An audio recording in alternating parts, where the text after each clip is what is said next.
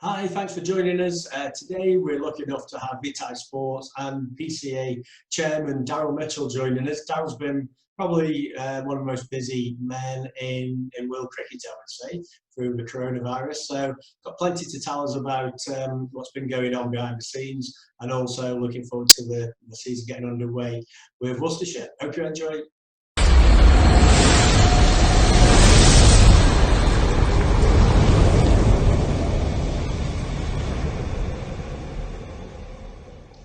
Morning, Daryl. How you doing, mate? I'm very good, thanks. Long yourself? Yeah, not too bad, mate. Not too bad at all. Looking forward to the cricket getting back this week.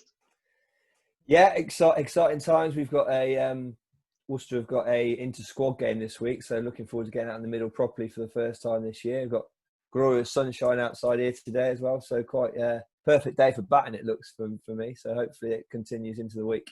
Yeah, you can't wait to get going, man. Yeah, absolutely. It's been a bit of I tell you, I think you sort of, particularly at my stage of my career, having played for so long, I didn't realise how much I would miss it, to be honest. So I've missed getting out there, missed being amongst the lads for long periods of time, and yeah, just excited to get out and start playing again for what will be obviously a short season, but hopefully a very enjoyable one. Yeah, it's great we've got a season. Mitch, you've probably been close on the busiest man in world cricket, I would say, with your responsibility for the PCA and obviously having to keep yourself fit. How's it been for you? It's obviously been a torrid time for everyone. How have you found it personally?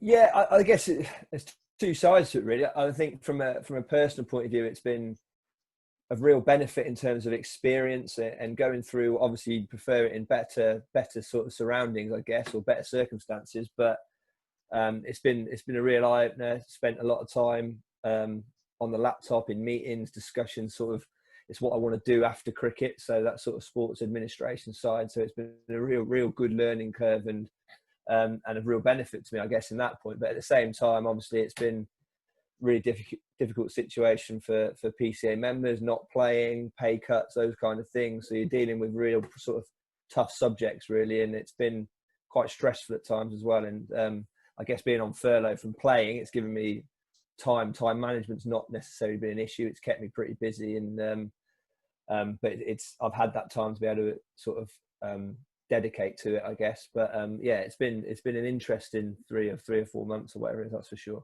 Sure. And in terms of the players with the PCA, I mean, obviously, we've spoke to a lot of the lads, and quite a few have done videos, and I know I've got little business projects going. But how do you feel generally that the players have coped? I mean, obviously, different ones in different ways. What's been the general consensus of the players during this period?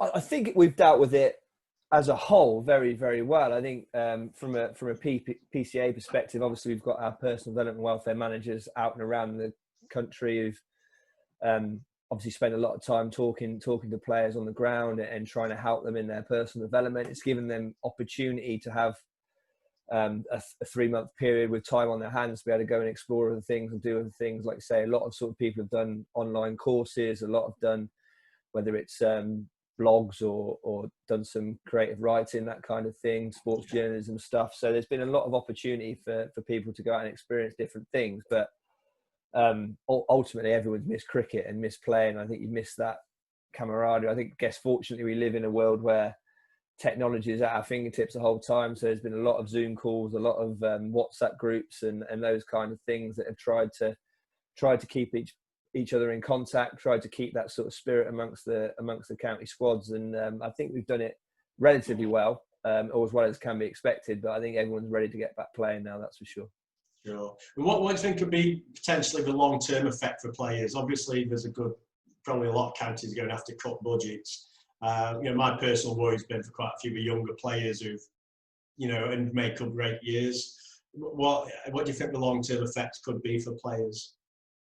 Yeah, ultimately financial. I think that's certainly like you say, county budgets and things like that. There's going to be whatever. Obviously, we're getting some cricket in now, and obviously international schedules is going strong. So that would bring a lot. It could have been a lot worse, I would say, but there is going to be inevitably a loss of revenue into the game this year. that from international cricket all the way through the counties, it all filters down to directors of cricket's budgets ultimately, I think. So we are sort of expecting more job losses this year, more retirees and players released than probably ever before. I think we average sort of between 40 and 50 players leave the game every year. We're expecting probably around 70 to 80 this year, which is obviously really disappointing to lose members out of the game. But I think that is purely down to the budgets and the finances. And I don't think it's going to be a one-off thing. I think it's going to, the recovery from this, from a financial perspective, is going to take 2 or 3 years at least. I think from a PCA perspective, we're trying to put measures in place that protects players as much as we can. We've entered into collaboration with the counties around player cuts to try and free up some cash to retain players. I think inevitably there's going to be some flexibility around things around the county partnership agreement, around minimum salaries and collars and things like that, to try and keep as many people in the game as we possibly can, which is after probably priority number one for the PCA is health and safety and the well-being of everyone. Priority number 2 is trying to maintain jobs and keep players employed and keep players as part of the county network. Sure. And in terms, just going to the cricket season, they've agreed to do 4-day cricket. How's that generally been received? Because there's been a few counties who've not been so keen to go back to 4-day. What are your thoughts on that? Yeah, I think like the counties, I think player opinions pretty split on it. I think it was. I think Utopia is definitely play some red ball and some white ball cricket. Obviously, we've got members that are predominantly red ball cricketers. We've got members that are predominantly white ball cricketers, and all want to play there, or sort of showcase their skills in their particular fields, I guess. So to get a bit of both is great. So get some cricket into everyone, or as many players as possible, which is obviously is important and is really welcomed. I guess on the flip side of that is making sure that there are probably more risks from a health and safety perspective that come with 4-day cricket. So you've got to balance the travel and the hotels in particular. I think the game of cricket itself, the science suggests, is pretty safe. So actually batting, bowling, field is not really the issue. I think it's the stuff around that in terms of being in change rooms together. Traveling on buses, I think, is pretty high risk. So it's going to be a lot of individual traveling cars. And then hotels and being all together in that scenario as well is quite a high risk. And then on the other side of that as well is the cost. So there's obviously more costs with hotel stays. Probably most players are going to have individual rooms, which again is an added cost to what you normally have for county squads in terms of sharing rooms as we do most counties now. So there is additional cost and additional risk to 4-day cricket, but obviously the counties just about, I think, decided it was right to play 4-day cricket, and I think we overall we support that. I think we want to see red ball cricket for members and for players who predominantly show their skills in that format. Sure. And just going back to yourself, you've probably had the most difficult spell of a PCA chairman with everything that's gone on, with new contracts, coronavirus, etc. You've spent quite a long time operating without a CEO at times as well. So how do you juggle that that very intense job with a very intense job of opening the batting and also playing T20 for Worcester? Yeah, I guess pre-COVID, it was probably a little bit more difficult with the CPA and stuff, because obviously I was playing full time and trying to do my calls in the evening, or trying to get a 20-minute call in a lunch break or something like that. So time management was key. Trying to schedule all my meetings and stuff for days off. Obviously, in a county season, you sort of your timetable as a player can change. I mean, for obvious reasons, like if you get a good drubbing, then you're probably in training a little bit more than if you're on a good streak and winning well. So trying to set things in diaries has been a bit difficult. But and then once COVID came, it wasn't too bad, because obviously we were furloughed. There was no cricket commitments as such. It's just a case of keeping fit, and you can do that as and when your time slots allow. So dedicating sort of 40 hours a week or plus probably sometimes to the PCA wasn't really an issue for me from a time management perspective, and actually helped fill my days pretty well. And it was, in some ways, it was like a weird sort of positive, I guess. Good, good. And how are things at Worcester, mate? How are things looking for Worcestershire this season? Yeah, good. I think we've obviously got we were disappointed in red ball cricket last year, so hopefully we can put that right. A lot of time in the winter has been dedicated to red ball skills and trying to improve in that. It'd be a good test this year. Obviously, we're in a group where there's, I think, 3 or 4 Division 1 sides in our group, 4 Division 1 sides, I think, in our group out of the 6. So it'd be good to test ourselves against those decent outfits. I guess in some ways there's a little bit less pressure on this year in terms of there's no promotion or relegation, that kind of thing. So we can go out and just play our cricket and hopefully see the work that the lads have put in over the winter come to fruition and put in some really decent performances against some good sides. And then in white ball, obviously we've been top of our game really in white ball cricket over the last couple of years. Obviously a couple of T20 finals, and we've played 1 in 50 over cricket as well. So just as sort of carrying on of that, I think in the T20, obviously that's a competition we'll certainly be setting out to win at the start and get on a bit of a roll. It's a big momentum thing, isn't it? If you can start a competition well in T20 cricket, you can get on a bit of momentum and get through the group stages. Then certainly you put your name in the hat to be there at finals day and for winning trophies, which is important for any cricketer. Yeah, great. And from your own personal point of view, just going over your long career there, mate, what's been your favourite personal moment and your favourite team moment? I think there's sort of link really. I think certainly favourite team moment definitely was winning the T20.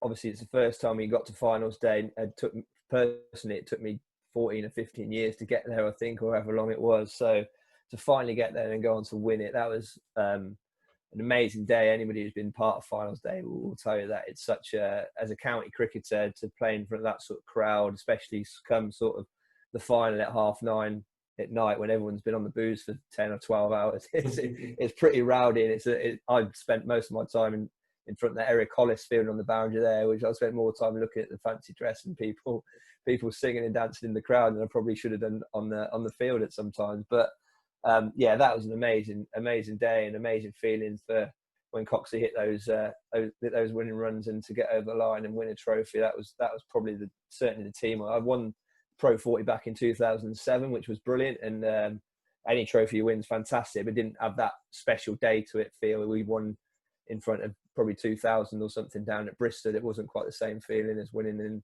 front of 25,000 at Edgbaston.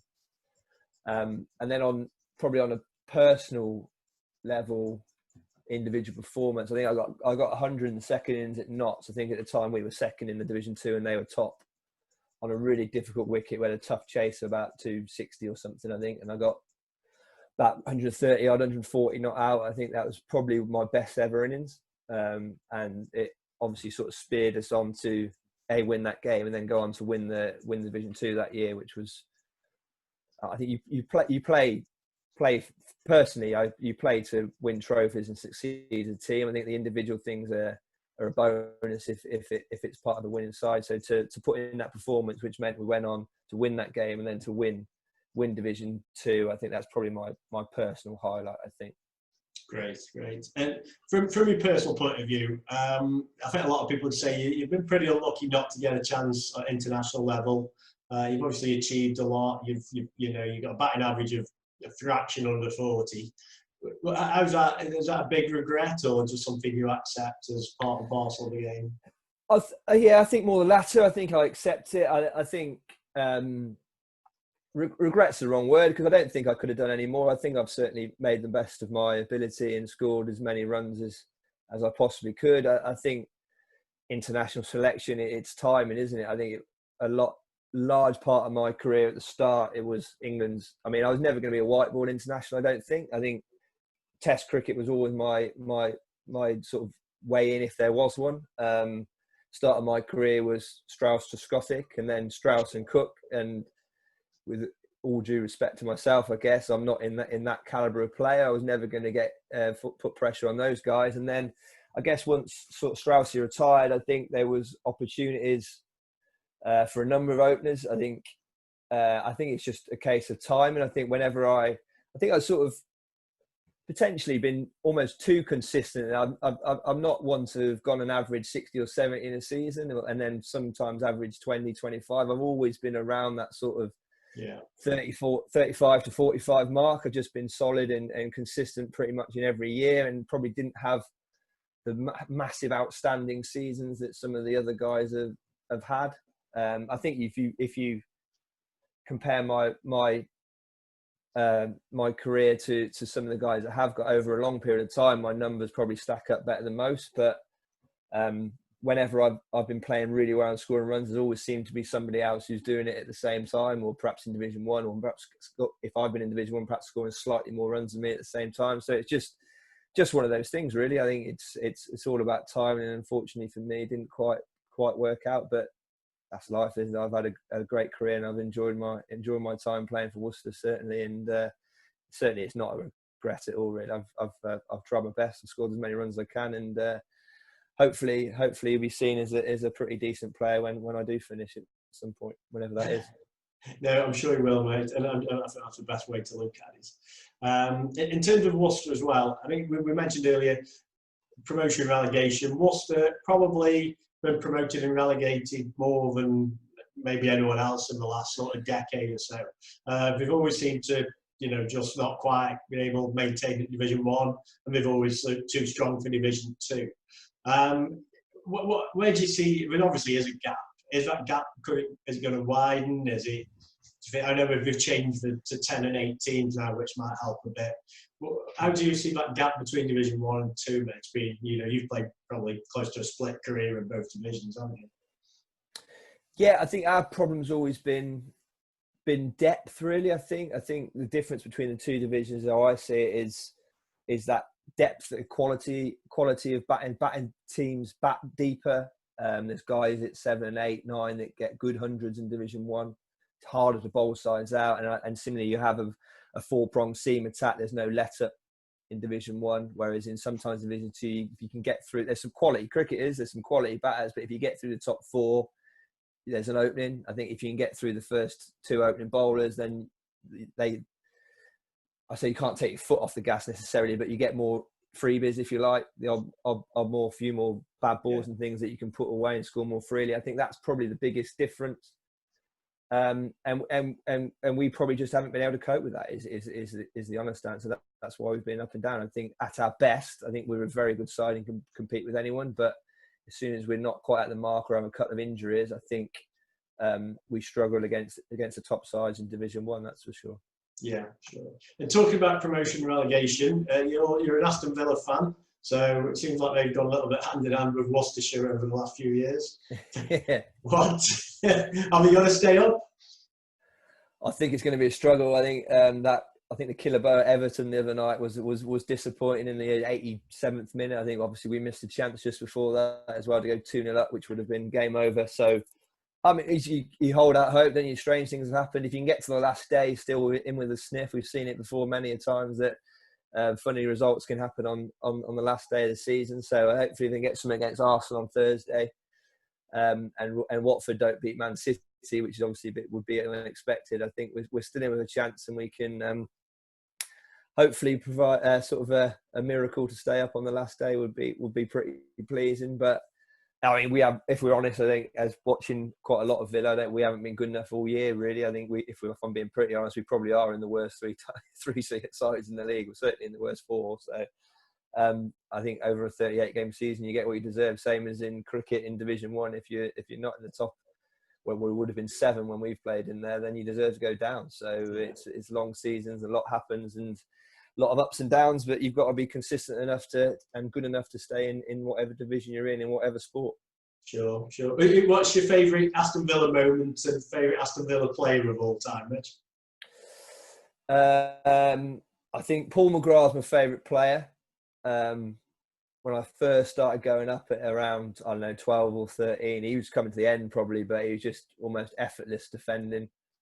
Strange really, because you don't normally pick defenders as your favourite ever player, do you? But he just made the game look easy, and in hindsight, looking back, reading his book and stuff, things that he went through in terms of the alcohol and things like that, it's an amazing story, really. So I think he'd be my favourite player, obviously known as God at Villa Park, so he'd be up there.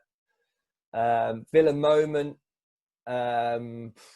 It's difficult. I've had some really good trips. I went to Hamburg watching the Villa and things like that. Some good away days certainly. But I think probably my favourite away day was at Goodison. I think Lescott equalised for Everton in the 93rd minute or something to make it 2-2. Then Ashley Young went down the other end and scored in the 94th minute, almost straight from kick-off to win 3-2. I think that's probably my favourite game I've ever been to. Obviously, being in the away fans, it always adds a little bit of spice. I do like being away from home with the hardcore sort of 2,000 or 3,000 fans as well. It was epic scenes at the end there, so I enjoyed that one. Great. And just going back to cricket, a couple of quick fire questions. What's your favourite ground that you play on? Lords is obviously, I think probably majority of English cricketers would say that. I think it just got an atmosphere about it. You can walk through the long room and over to the nets at 9 o'clock in the morning. It feels like there's an atmosphere. Even in county cricket, there's probably 3 people there at that time in the morning. So it's just got that feel to it, and everything about the place is special, from the lunches to the pavilion attendance that can't do enough for you. The change rooms are magnificent. The showers are brilliant. The net facilities over on the nursery ground are great. It's just a special place to play cricket, I think. Outside of that, I do enjoy Trent Bridge. I like playing at Trent Bridge. It's probably my second favourite ground, if you like. But Lords is in different league to everywhere else. Great. Best player you've played against? I think on reputation, I played against Warne. So, I mean, he's the greatest ever, isn't he? As far as I'm concerned, nobody's done with him. But actually, in terms of challenge over a bit more of a longer period, Mushtaq Ahmed was brilliant to play against. A real test. I had a little bit of success, got a couple of 50s and things against him as well. But that was, as a youngster, sort of early 20s, playing against him, that was pretty special to try and achieve and score runs against that guy. He got 100 wickets in the season, I think, at least once, didn't he? For Sussex. When he led Sussex to the title, he was one of our guys, mate. He was. Yeah, he was. Yeah, of course. Yeah, it wasn't prompted, that, I promise. But yeah, no, he was brilliant to play against. Really nice guy as well, actually, and just a top quality performer over a long period of time in county cricket. Great. Who's the funniest player you've played with or against? Gareth Batty, but yeah, brilliant. He was a bad influence on me at the start of my career. Had a lot of fun with bats. He was brilliant to play with. Just personality, always loud, opinionated, annoying at times, but took the mickey out of me and everybody else. Like you wouldn't believe it. You could just pick up on anything instantly and bury you about it, which wasn't necessarily funny when it was you, although you had to laugh really, but it was hilarious when it was somebody else in the dressing room. Great. And final questions you'd be glad to know. If you could go back in time to watch any player and also watch any Test series or World Cup, what would you choose?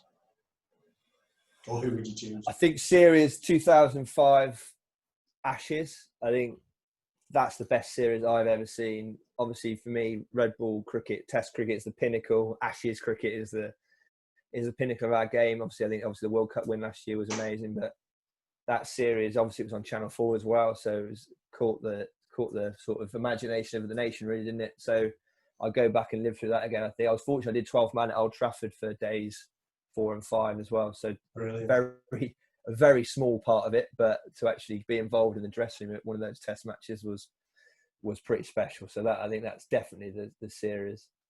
What was the other question? Which player, going back in the history of the game, which player would you like to go back and watch? I think for me, Brian Lara. I think just the expansion, that massive backlift, the way he hit gaps. Again, sort of I had those computer games as a kid growing up, Brian Lara cricket and those sort of things. He was a bit of an icon of the 90s, wasn't he? And obviously the runs he scored, but I think more so the way he scored them, and he was just brilliant to watch, wasn't he? So I'll going back and watch Brian Charles again, I think. Brilliant. Mitch, thanks very much for joining us, mate, and best of luck for the coming season. Well done with everything you've done, and over the coronavirus time. And I'll be hopefully catching you up soon, mate. Thanks, brilliant. Thanks for having me, Longy. Enjoyed it. Thanks, mate. Cheers, Mitch. Cheers, mate. Thanks for joining us. I hope you enjoyed our chat with Daryl. Good news is for Daryl that since we recorded that, Aston Villa have stayed up. So he's since boldly claimed that he had no doubts, but we know that's not quite true. But I hope you really enjoyed it. Please hit the subscribe button for more content coming your way soon. Thank you. Bye.